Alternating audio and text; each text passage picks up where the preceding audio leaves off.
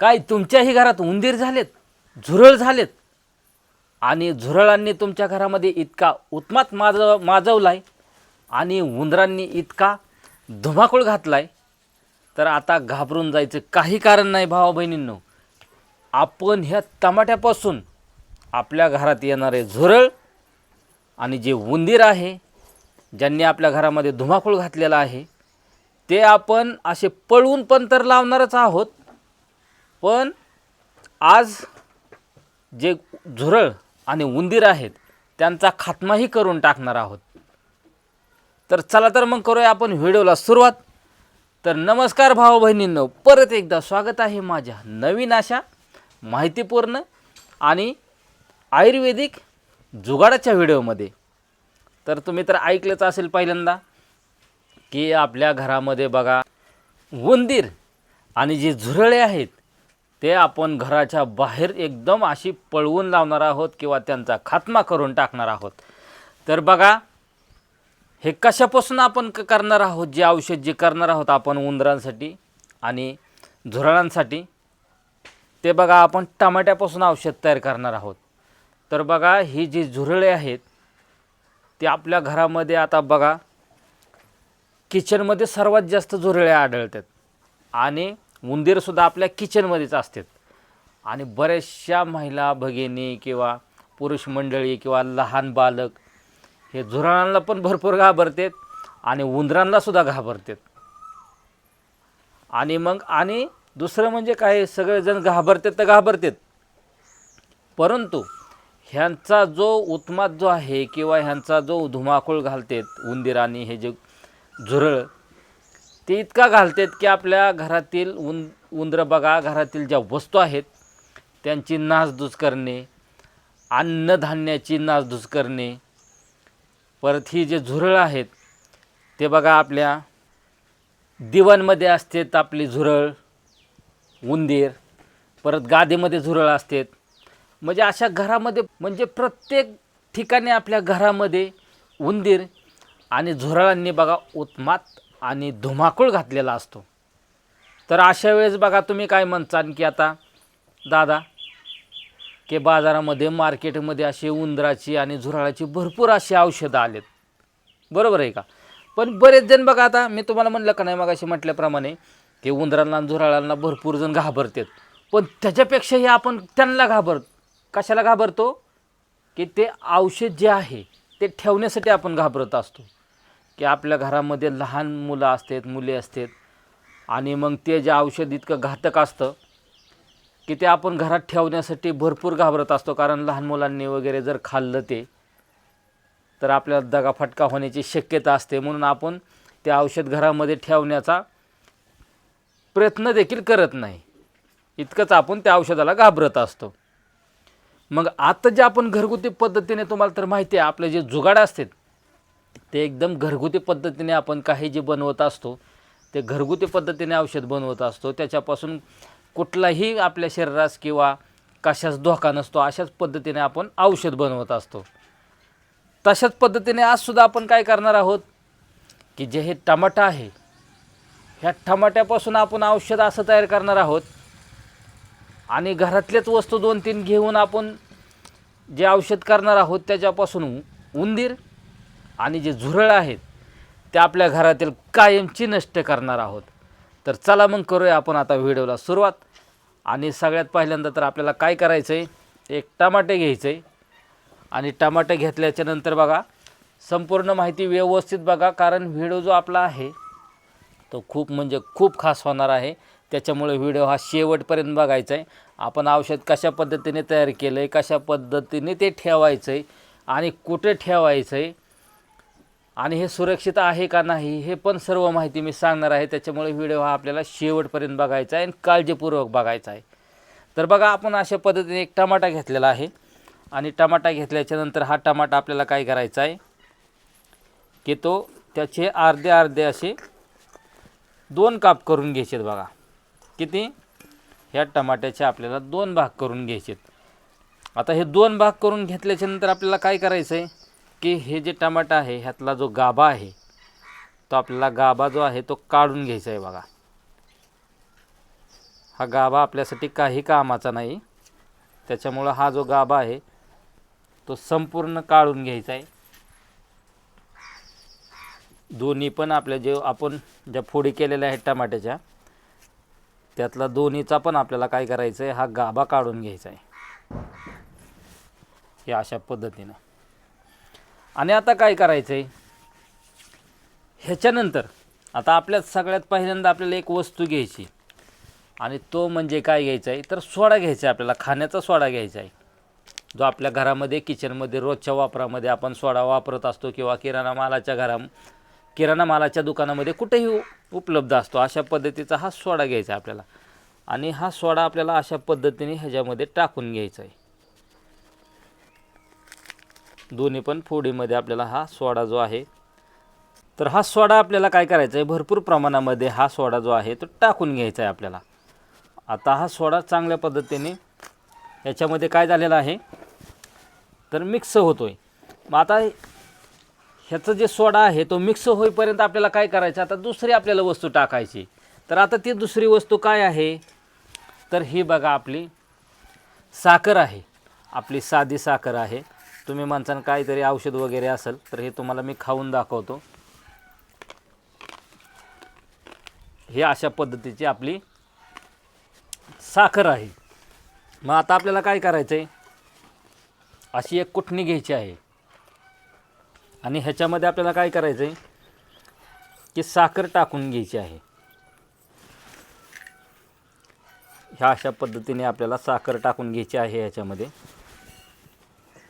आणि साखर टाकून घेतल्याच्यानंतर आपल्याला काय करायचं आहे की ही जी साखर आहे ती आपल्याला थोडीशी बारीक करून घ्यायची. बघा, ही मोठी मोठी साखर होती. तुमच्याकडे पिठी साखर असेल उपलब्ध तर तुम्ही पिठी साखरही वापरू शकता. नसेल तर आपले जे घरातील रोज चहा जे बनवत असतो आपण, त्याची जी साखर आहे ती साखर घेऊ शकता, आणि आपण ह्याच्यामध्ये बारीक करून घ्यायची. आता तुम्ही म्हणसान ही बारीक कशासाठी करायची, तर ह्या बारीक करण्याचं कारण एकच आहे, झुरळ किंवा उंदीर ह्यांचं जे तोंड असतं ते एकदम बारीक असतं. आता उंदीर साखर खाऊ शकतो, पण झुरळ जे आहेत ते साखर खाऊ शकत नाहीत, कारण त्यांचं तोंड खूपच बारीक असतं. मग त्याच्यासाठी आपल्याला ही जी आहे ही साखर खाण्यासाठी काय करायचं आहे, बघा, ही साखर जी आहे ती आपल्याला बारीक करून घ्यायची. म्हणून आपण ही साखर एकदम बारीक पिठी साखरेसारखी आपण करून घेतो, जेणेकरून ती झुरळांना जी आहे ती खायला जमली पाहिजेत. म्हणून आपण ही बारीक करतोय. म्हणून तो तुम्हाला म्हणलं, तुमच्याकडे जर उपलब्ध असेल पिठी साखर तर तुम्ही पिठी साखरेचा उपयोग करू शकता, आणि नसेल तर अशा पद्धतीने तुम्ही बारीक करून ही पिठी साखर तयार करू शकता. तर छान पद्धतीने आता आपण साखर जी टाकली होती त्याची पिठी साखर तयार झाली बघा. म्हणजे थोडक्यात काय, तर ह्याची साखरेची जी आहे ती पावडर तयार झालेली आहे. आता ही पावडर तयार झाल्याच्यानंतर आपल्याला काय करायचं आहे, हे आता छान पद्धतीने बघा, ह्याच्यामध्ये आपल्या टमाट्यामध्ये आपला जो खायचा सोडा टाकलेला होता तो व्यवस्थितपणे मुरलेला आहे आपण पावडर करूच तर. आणि त्याच्यानंतर आपल्याला हे जे आपण पिठी साखरेचा भुगा केलता, म्हणजे साखरेचा जी पिठी साखर तयार केली, तर हे भरपूर प्रमाणात आपल्याला साखरसुद्धा टाकून घ्यायची ह्याच्यामध्ये. आणि आता हे साखर टाकून झाल्याच्यानंतर आपल्याला काय करायचं आहे, हे जे मिश्रण आहे कशाचं, टमाटा, सोडा आणि आपली खायची साखर, ह्यांचं मिश्रण आपल्याला एकत्र करून घ्यायचं आहे. आता त्याच्यासाठी आपण चमच्याचा उपयोग करून काय करायचं आहे की हे जे मिश्रण आहे ते एकत्र करून घ्यायचं आहे आपल्याला. हे मिश्रण आपलं एकत्र झालेलं आहे. तसंच दुसऱ्या पण आपण जे आपण टमाट्याचा काप केलेला होता त्याच्यातलं सुद्धा मिश्रण आपल्याला काय करायचं आहे, एकत्र करून घ्यायचं आहे बघा, या अशा पद्धतीने. तर आता ही दोन्हीही मिश्रणं बघा आपली छान पद्धतीने एकत्र झालेली आहेत. सोडा, टमाटर आणि साखर यांचं मिश्रण एकत्र झालेलं आहे आपलं. तर हे अशा पद्धतीने आता आपलं एवढं जे आहे ते हे तयार झालं आहे. आता तुम्ही म्हणसान दादा एवढं तयार केलेलं आहे, पण आता हे जे उंदीर आणि झुरळ आहेत ते खाणार आहेत का, तर हे उंदीर आणि झुरळ हे 100% खाणार आहेत. तर कशामुळं, आणि ते कशामुळं, मरणार आहेत किंवा नाहीसे होणार आहेत. तर बघा ह्याच्यामध्ये जी साखर आणि टमाटा आहे, ह्याला हे ज्या वस्तू आहेत साखर आणि टमाटर, हे उंदरांना आणि झुरळांना आकर्षित करतं आहे. कशासाठी? तर हे खाण्यासाठी. कारण साखरेचा गोडवा कुणाला पण आवडत नाही. साखर सर्वांनाच साखर आवडते. गोड पदार्थ प्राणी असो किंवा मनुष्य असो, साखर सर्वांना आवडते. आणि हा टमाटासुद्धा उंदरांना खूपच आवडत असतो. तुम्ही पाहिलं असेल की तुमच्या घरातील उंदरं जे आहेत ते जास्त करून टमाट्याच्या नासधूस करत असतात. आणि जे झुरळ आहेत ते झुरळ साखरेला बघा जास्त करून आकर्षित होतात. म्हणून हे साखरेमुळं आणि टमाट्यामुळं हे खाणार आहेत. आता तुम्ही म्हणता ना, आता ह्या दोघाचं हे काम झालं, खाण्यासाठी आकर्षित करतात, मग सोडायचं काय काम आहे? तर बघा हे उंदीर आणि झुरळ जे आहेत हे मिश्रण खात असताना आपण हे मिश्रण एकत्र केलेलं आहे, सोड्याचं, साखरेचं आणि टमाट्याचं. तर अशा वेळेस जो सोडा आहे उंदरांनी आणि झुरळांनी खाल्ल्याच्या नंतर बघा त्यांच्या पोटामध्ये भरपूर असा गॅस निर्माण होत असतो. आणि हा भरपूर असा गॅस निर्माण झाल्याच्या नंतर मनुष्य प्राणी जो आहे तो आपला जो गॅस आहे तो बाहेर काढू शकतो. परंतु झुरळ आणि उंदीर असे प्राणी आहेत की त्यांच्या पोटात जो भरपूर प्रमाणात गॅस तयार झालेला आहे तो बाहेर काढू शकत नाहीत.